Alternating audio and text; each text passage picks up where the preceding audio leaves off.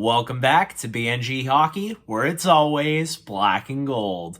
The Boston Bruins made some huge additions today to their already stacked lineup in a massive deal involving the Washington Capitals and the Minnesota Wild. Let's talk about it. I'm quickly going to break down this massive three-team trade. We'll take a look at the players individually after this. I'll give you my thoughts on them, as well as the trade as a whole, and then we'll talk about how this impacts the Bruins' trade deadline plans moving forward, as well as how it impacts their playoff run.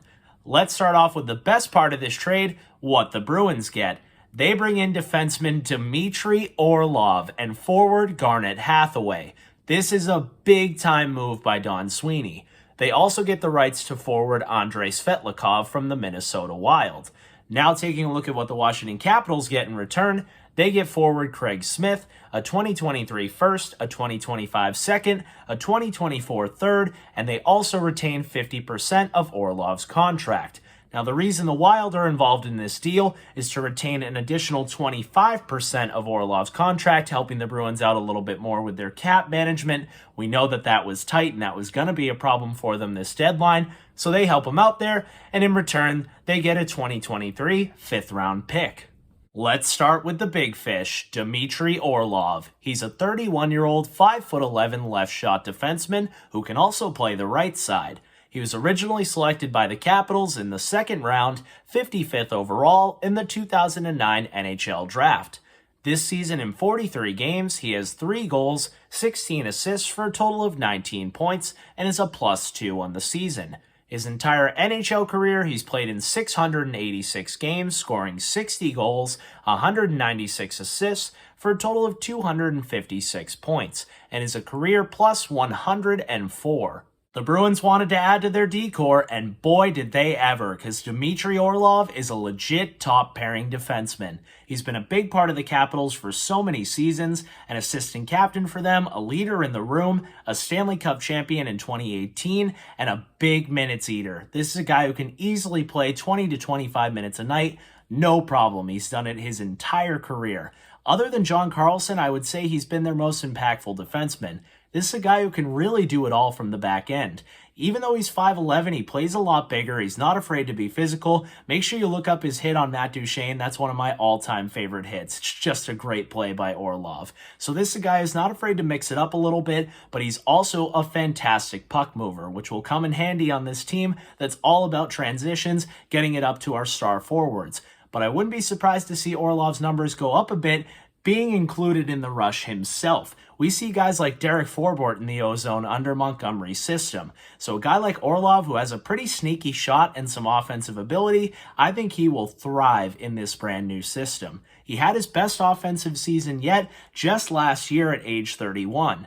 In 76 games, he had 12 goals, 23 assists for a total of 35 points, and was a +25. So don't be surprised if they get a little bit more offense out of Orlov, especially if he's playing top pair with Charlie McAvoy and getting some O-zone starts. But Orlov isn't the only impact player the Bruins brought in today. They brought in a guy who dreamed of being a Bruin as he grew up in New England, and that's forward Garnet Hathaway. He's a 31-year-old, 6'3" right-shot winger.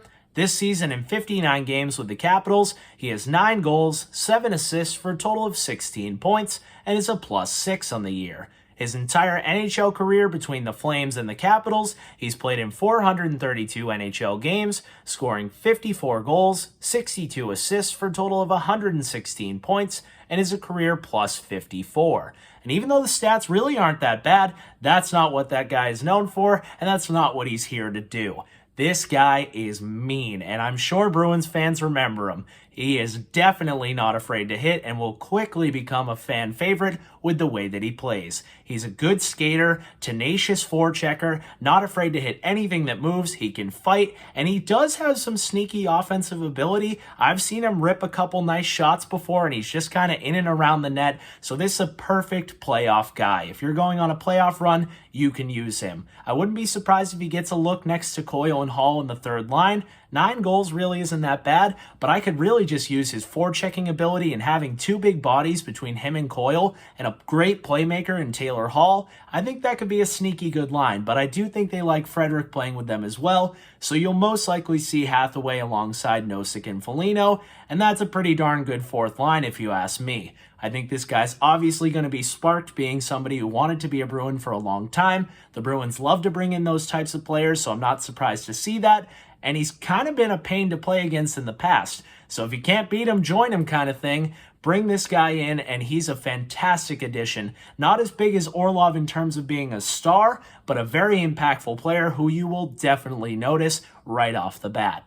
I quickly want to talk about the player the Bruins got from the Minnesota Wild. They got the rights to forward Andrei Svetlakov. He's a 6-foot, 26-year-old left-shot centerman, originally selected in the 6th round, 178th overall in the 2017 draft by the Minnesota Wild.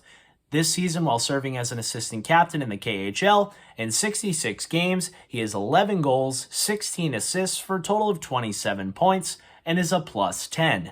This is probably nothing more than just a throw-in by the Minnesota Wild and a deal that they were barely involved in to begin with, but I know the Bruins are worried about their center depth in the future, so who knows, maybe this is a guy they've had their eye on, even though he's not having that great of a season. Maybe they think they see a little bit of something, or he could get an AHL deal in the future, but I really wouldn't worry too much about this player, but I just figured I'd mention him since he's technically now a Bruin. Before I give you my final thoughts on this trade, I do want to take a minute to talk about Craig Smith. For any Capitals fans watching, he's a 33-year-old right-shot winger who'll be a UFA after this season. He's not having the best year, he just hasn't been a good fit in Montgomery's system, which is really surprising because almost every player on the Bruins roster has fit perfectly and gotten better. Craig Smith has significantly gotten worse.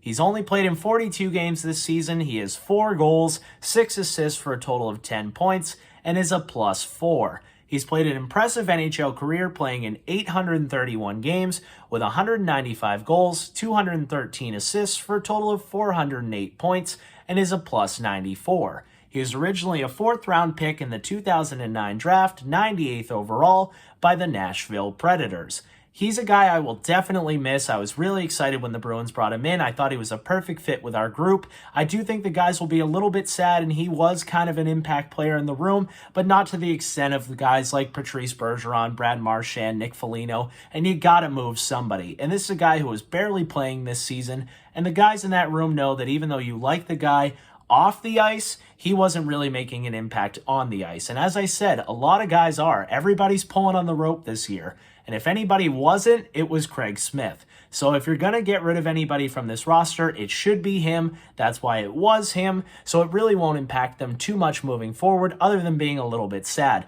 And I do feel bad for Smith. I know that the Capitals technically could still make the playoffs, but obviously if they're selling off like this, they're not going for it, and they don't think so, and it's got to be hard for Smith going from the best team in the league to the Washington Capitals. So I feel bad that he's not going to be a part of this journey with us, but I wish him all the best with the Capitals, and thanks for being a Bruin, Smitty. I'm not going to lie to you guys, when I saw the Capitals tweet out that both of these players weren't going to play tonight, I had a really good feeling that it was the Bruins and that they were going to get both. I know they love their hometown boys, and Garnet Hathaway makes a lot of sense for the style of play that they need in their bottom 6. But I also know that they're looking for a left-shot defenseman, and I was hoping and praying they did not get Gavrikov. Let me throw that in here real quick. Getting Gavrikov for a 1st and a 3rd round pick, plus, as it was being reported, I hated that everyone was saying it's going to happen, he's going to Boston, and that's the price.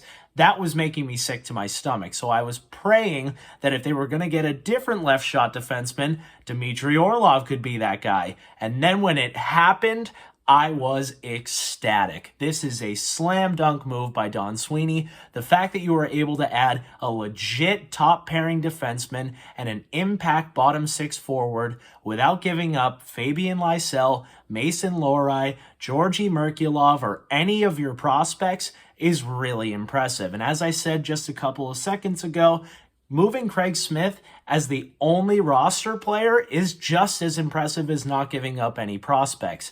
This is a team that's really tight this season. It's part of the reason they've been so good. And you don't want to start plucking out guys from the room and putting in new guys because you won't guarantee that it's going to work.